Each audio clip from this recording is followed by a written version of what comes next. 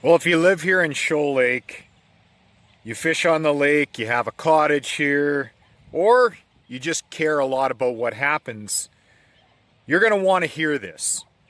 The Yellowhead Municipality just held a public open house on a project that's been a long time a coming. A structure that's been sitting here since 1949 is finally getting replaced. But here's the thing. As important as this project is, I don't think it's the whole answer, and I'll get to it at the end.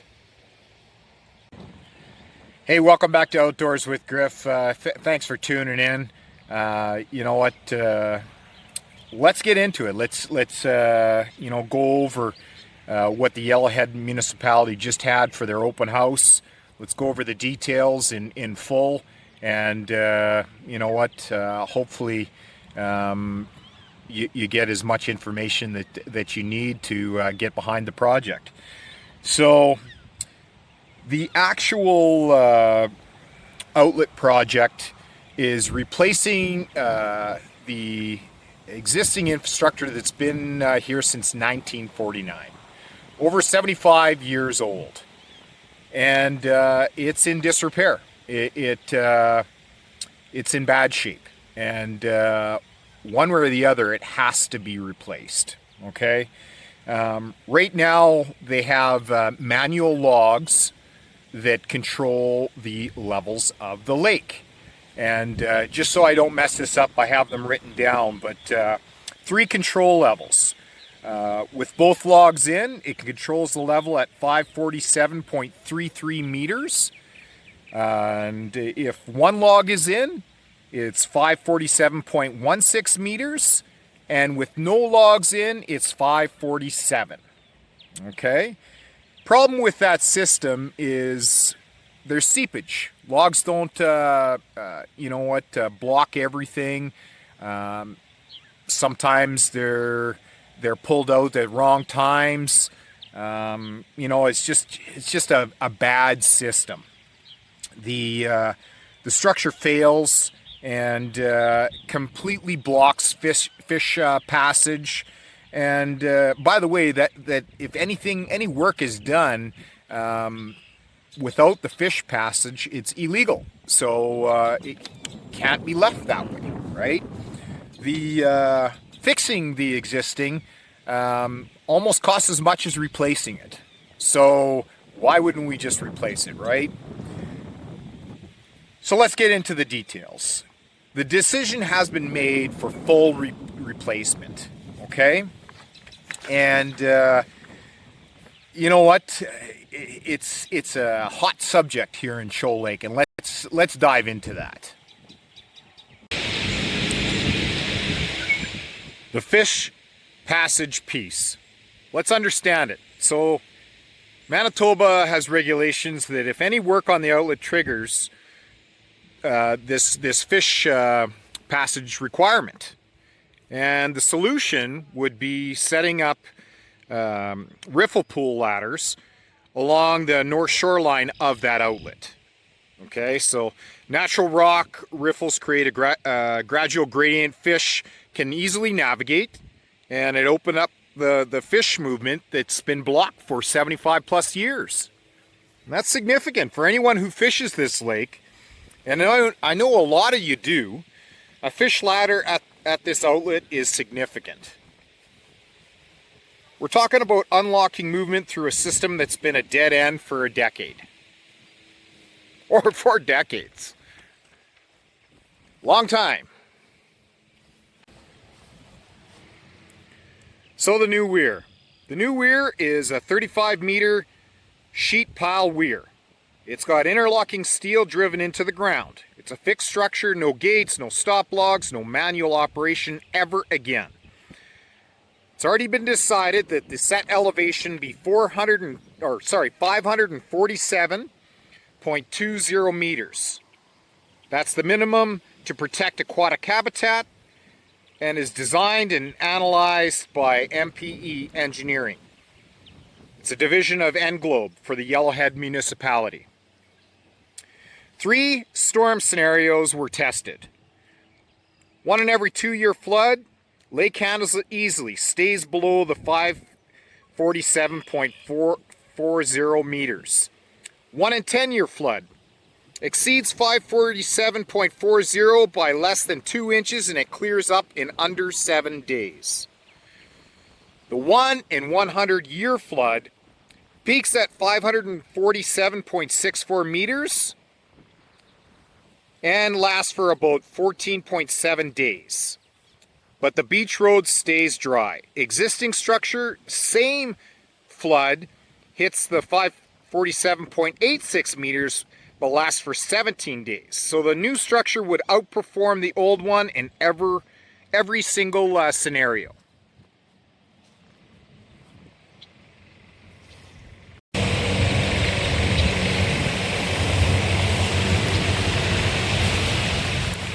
A fixed weir at 547.20 means no more stop log guesswork, no more seepage. The lake drains faster in a flood than it has ever before. And listen, that's a meaningful upgrade.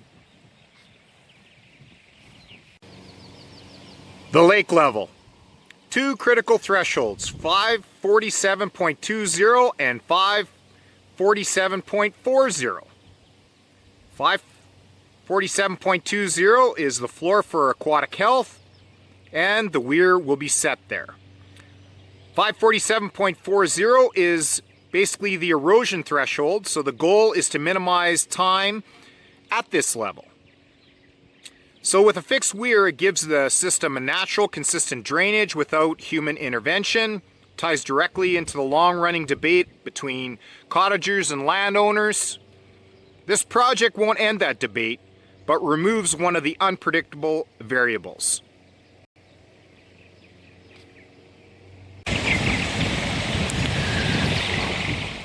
So the bridge, the existing bridge will be replaced as part of the project with 3 options. A single lane plus pedestrian, or a 2-lane. The recommendation was actual single lane with guardrails that will be 5 meters wide.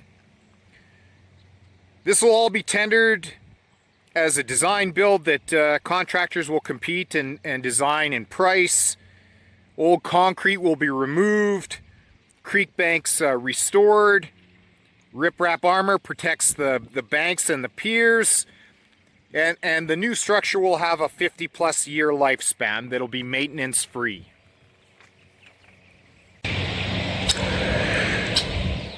So the money breakdown. Estimates come in at $4,140,240. So the general items in that, the permits, the mobilization, fish salvage, that all comes in at $410,000. Site work, the clearing, the excavation, the cofferdams, the bank armor, that's coming in at $529,000. The sheet pile weir is $518,000. The bridge structure, and of course this is the largest single cost, and during the open house and meeting recently was the hot subject of the night. But the dam, the bridge structure, is $1.55 million. Fish ladder is going to come in at $172,000.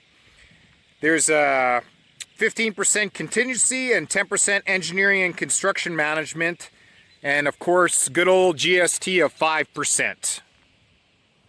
So right now we have received money in hand from Manitoba Growth Renewal and Opportunities. You know what? It's a huge amount, but it is subject to a timeline. Needs to be used up by December of next year, 2027. We did apply for a Building Communities Strong Fund, but it hasn't been approved yet. So $4 million sounds like a lot, and it is. But half of it is already funded by the province. And when you consider this structure has to last 50+ years to serve the fish, flooding, and road access all at once, the cost makes sense, and it needs to be done. And hopefully, you know what, shovels are in the ground by the fall time.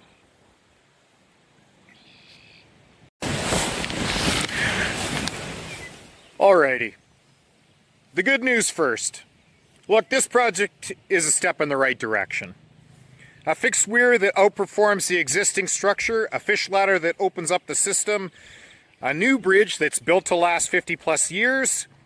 I'm generally encouraged by what the Yellowhead Municipality has put together here.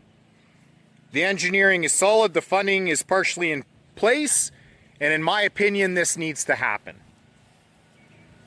The sooner the better. This project fixes the outlet, it does not fix the lake. And this is my opinion. There are two more, problems basically. The north end of Shoal Lake has a phosphorus issue,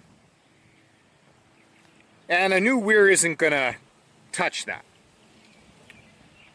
Phosphate loading from agricultural runoff north of the lake has been building up for years.